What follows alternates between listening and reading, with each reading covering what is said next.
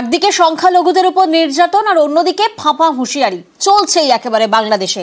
আর এবার আসরে জামাত নেতা, সংখ্যালঘুদের নিশানা জামাত নেতার। এটা কিন্তু ভারতের গুজরাট নয়, কথা বলে, এটা কিন্তু ভারতের গুজরাট নয়, এটা কিন্তু সিকিম নয়, এটা কিন্তু কাশ্মীর নয়, এটা কিন্তু হায়দ্রাবাদ নয়, এটা 14 কোটি মুসলমানের জন্মভূমি। কিনা বলে, এখানে যদি কেউ কোনো সময় গৌর গোবিন্দের ভূমিকা পালন করতে চাও, আমরাও শাহজালালের সন্তানেরা বসে থাকবো না। একবার শাহজালালের সন্তানদের হাতে তরবারি উঠলে এই তরবারি আর নামবে না। এই 56,000 বর্গ মাইলে একটা হিন্দু থাকতে দেওয়া হবে না, হবে না, হবে না। আর এরকম একটা অস্থির বাংলাদেশ পরিস্থিতিতে সেখানে আরো চাপে ইউনূস। তদারকি সরকারের উপর চাপ বাড়ছে। ইউনূসকে নিশানা বিএনপি মহাসচিবের। ইউনূস জামানায় সংস্কারের প্রশ্ন মির্জা ফখরুলের। নির্বাচিত সরকার ছাড়া সংস্কারের বৈধতা নিয়ে প্রশ্ন। আগেই নির্বাচিত সরকার দাবি আওয়ামী লীগের। সংস্কার অবশ্যই লাগবে, কিন্তু সেই সংস্কারটার যে পেছনে যে শক্তিটা লাগবে সেটা হচ্ছে একটা নির্বাচিত পার্লামেন্ট, নির্বাচিত সরকার। এটা ছাড়া সংস্কারকে কখনো আপনার লেজিটিমেসি দিতে পারবো না আমরা।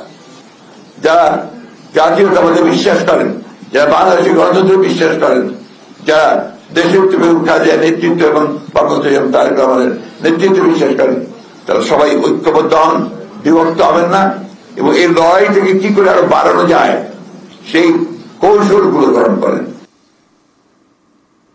দীর্ঘদিন ধরে তালাবন্ধ পুরসুরা কৃষক বাজার। জঙ্গল আগাছায় ভরছে বাজার, পড়ে পড়ে নষ্ট হচ্ছে সরকারি সম্পত্তি। আর এই নিয়েই সরব স্থানীয়রা। শুরু রাজনৈতিক তরজা।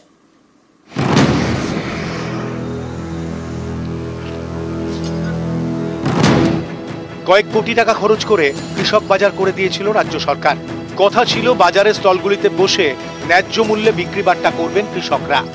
কিন্তু স্থানীয়দের অভিযোগ, দীর্ঘদিন তালাবন্ধ হুগলির পুরসুরা কৃষক বাজার। ঝোপ জঙ্গলে ঢেকেছে এলাকা, সেখানে ছড়িয়ে ছিটিয়ে রয়েছে মদের বোতল।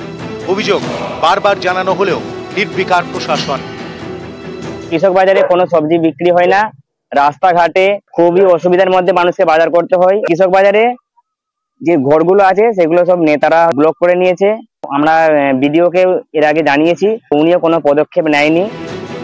2016 সালে তৈরি হয়েছিল এই কৃষক বাজার। স্থানীয়দের দাবি সপ্তাহ খানিক ঠিকঠাক চলেছিল, তারপর থেকে বাজার আর বসেনি। শুধুমাত্র ধান কেনার কাজে ব্যবহার হয় এই বাজার। পড়ে পড়ে নষ্ট হচ্ছে সরকারি সম্পত্তি। কিন্তু এমনটা তো হওয়ার কথা ছিল না।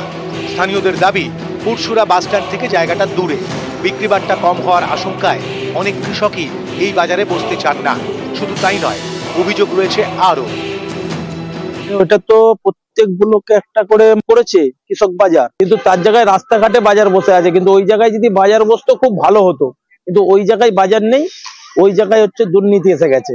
ওই জায়গায় সব নেতারা এক একটা করে ঘর নিয়ে রেখে দিয়েছে, ভাড়াও দেয়নি কেউ। অনেক নেতাদের নামে ঘর আছে, এক একটা নেতার নামে 2টো করে ঘর আছে। কৃষক মান্ডির হচ্ছে চেয়ারম্যান বিডিও কোনো কিছু এটা গুরুত্ব দিচ্ছে না। সন্ধ্যেবেলা হলেই ওইটা একটা মদের ঠেক ভালো। সাজানো গোছানো পরিকাঠামো নষ্ট হচ্ছে, অথচ রাস্তার পাশে ঝুঁকি নিয়ে বসছে বাজার। এ নিয়ে ক্ষুব্ধ স্থানীয়রা। যে বাজারটা আছে সেটা তো একদম নির্জন জায়গা এবং খুব অসুবিধার মধ্যে আছে, কিন্তু সেই বাজারটা ওখানে হওয়ার প্রতিশ্রুতি দিয়েছিল, কিন্তু আজ পর্যন্ত ওখানে নিয়ে যেতে পারেনি।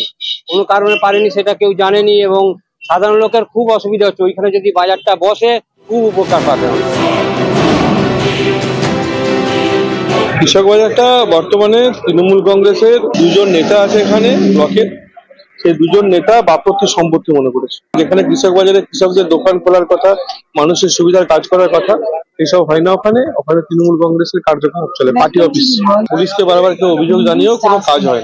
যারা ওখানে দোকান আছে বা সবজি বাজারে বসতে চাই, তো আমি একান্ত সবাইকে অনুরোধ করব আমাদের সাথে যোগাযোগ করুক, তাদেরকে সাথে করে নিয়ে গিয়ে বসানোর দায়িত্ব আমাদের। বিজেপি বিধায়ক যদি অভিযোগ করে থাকে, তাহলে আমি বিধায়ক সাহেবকে বলবো, বিধায়ক সাহেব একটা শ্বেতপত্র দেখাক যে উনি ডিএম কে, এসডিও কে কি বিডিও কে একটা চিঠি করেছে কৃষি বাজারটা খোলার জন্য। আপনারা অভিযোগটা করলেন, আমরা অভিযোগটা পেয়ে বিডিও সাহেবের সাথে কথা বলে বিষয়টা যাতে উপযুক্ত ব্যবস্থা নেয় আমরা চেষ্টা করব। পুরসুরা থেকে শুভদীপ ঘোষ, নিউজ 18 বাংলা। এগরায় সরকারি হাসপাতালে জলকষ্ট, কল আছে জল পড়ে না, বাইরে থেকে জল কিনে খেতে হয়, আর এতেই রোগীর পরিজনদের দুর্ভোগের এক শেষ।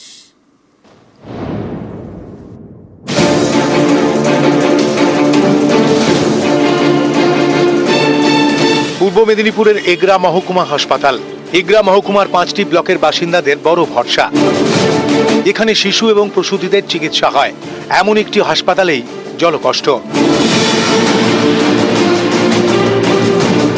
এগরা হাসপাতালের প্রসূতি বিভাগের কাছে রয়েছে জলের ট্যাঙ্ক, রয়েছে পাম্প। অভিযোগ, দীর্ঘদিন ধরে পাম্প খারাপ, সেটা সারানোর নামই নেই। তাই কল থেকে জল পড়ে না, বাধ্য হয়ে পকেটের টাকা খরচ করতে হচ্ছে। বাইরে থেকে কিনে খেতে হচ্ছে জল, এতে রোগীর আত্মীয়রা নাজেহাল। এখানে জলের সমস্যা প্রচুর, খাবার পানীয় জল নেই এখানে। হসপিটাল, হ্যাঁ, আমরা বাইরে থেকে কিনে জল খাই। কতদিন থেকে সমস্যা? এই 2 মাস 3 মাস ধরে সমস্যা আছে, 3 মাস তো হয়ে গেল। জলটা একটু ছাড়িয়ে দিক, মানে ওয়াটারে ছাড়িয়ে দিলে ভালো হয় আর কি। সরকারি হাসপাতালে বিনামূল্যে চিকিৎসা মেলে, তাই প্রতিদিন এখানে রোগীর ভিড়। এমন একটি হাসপাতালে জলকষ্ট, এই সমস্যার সমাধান চান রোগীর আত্মীয়রা। জলের সমস্যা, হসপিটালে এসে রোগী নিয়ে জলের সমস্যা, জল পেয়েছে না, জল কিনে খেতে হচ্ছে দোকান থেকে। ধোয়াধুয়ি করা জল নেই, বাইরে থেকে যেতে লাইন পেরিয়ে যেতে জল দিতেছে।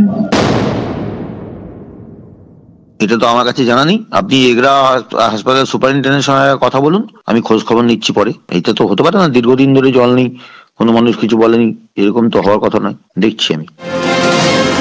এগরা থেকে পঙ্কজ দাশরথী, নিউজ 18 বাংলা। কেঁচো খুঁড়তে কেউটে দিল্লিতে খুনের তদন্তে নেমে চাঞ্চল্যকর মোড়। গ্রেফতার 4 বাংলাদেশি, তাদের জেরা করে ভুয়ো নথি তৈরির চক্রের হদিশ। বাজেয়াপ্ত প্রচুর ভুয়ো নথি। তদন্তকারীদের দাবি, নামমাত্র টাকায় ভুয়ো ভোটার কার্ড, আধার কার্ড, প্যান কার্ড তৈরি করা হতো। ধৃত 4 বাংলাদেশির নামেও মিলেছে ভোটার কার্ড, আর এই সব জাল নথি তৈরিতে কাজে লাগানো হতো ভুয়ো ওয়েবসাইট। এরকম 2টি ওয়েবসাইট ব্লক করেছে দিল্লি পুলিশ।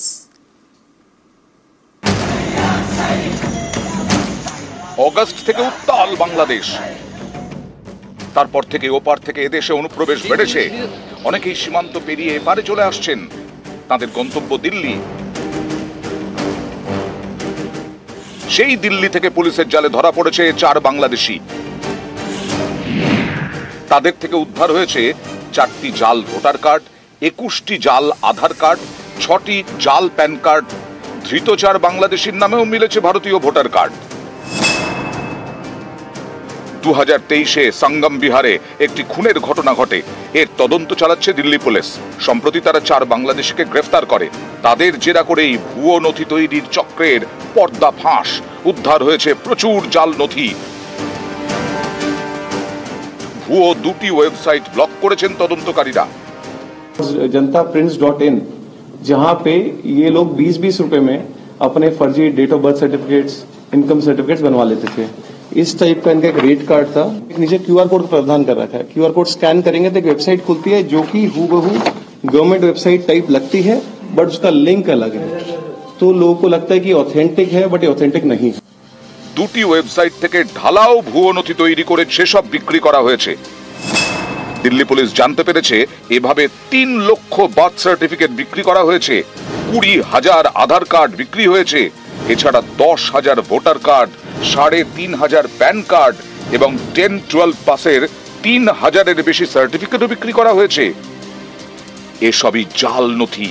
এই চক্রের সঙ্গে জড়িত থাকার অভিযোগে গ্রেফতার 4 বাংলাদেশি।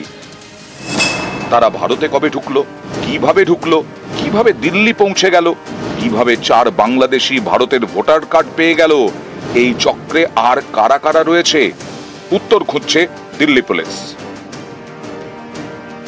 নিউজ 18 বাংলা।